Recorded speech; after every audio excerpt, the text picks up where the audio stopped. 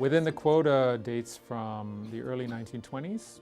It was premiered in 1923 and toured throughout Western Europe and the United States by a company called the Ballet Suédois. It's a work that disappeared from ballet history despite being really prominent, popular, good reviews.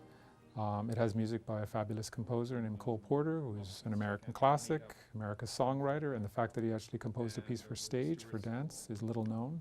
This current project is about kind of restoring Cole Porter in terms of style and this kind of... Princeton University Ballet is performing within the Quota.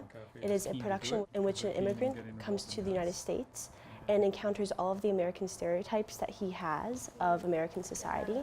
The way we've updated within the Quota is that we've added a political element to every character in the original production, and this element consists of an alteration of the character to reflect a policy issue or political issue which we're facing today, and more specifically immigration.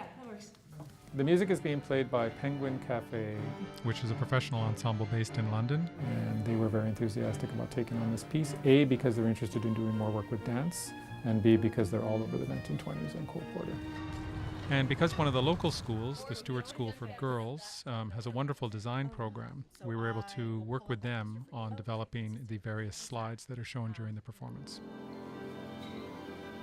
This is a really interesting project for me as a history major and historian, because we get to look at this ballet, which was basically lost to history, and take that original plotline, original Ballet Suédois production, and bring it into the contemporary era.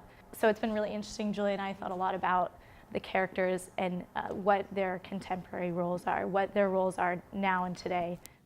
This work, when it was premiered, was political because it was a complaint against immigration restrictions.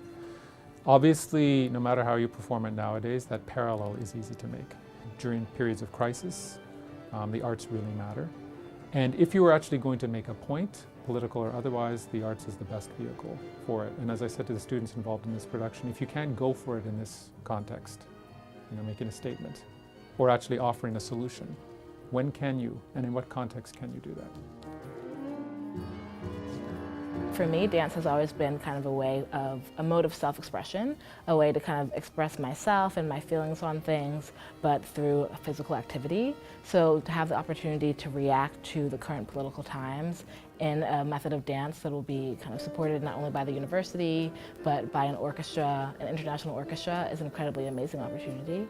And I think it's really amazing what Julia and Simon Morrison have done in terms of updating the characters and the roles so that they're so relevant to today's time. I think that'll really engage the audience in a way that's pretty different than anything else we've done here at Princeton.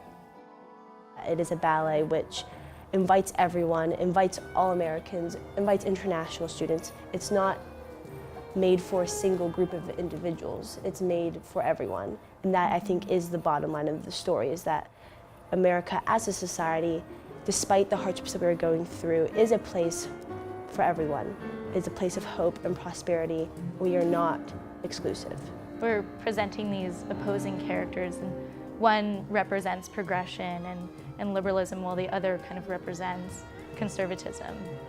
And neither is conquering the other. They're kind of just interacting in the end. And so there's no real resolution, but in the end of the ballet, you do feel this sort of hopefulness and this positive optimism for the future.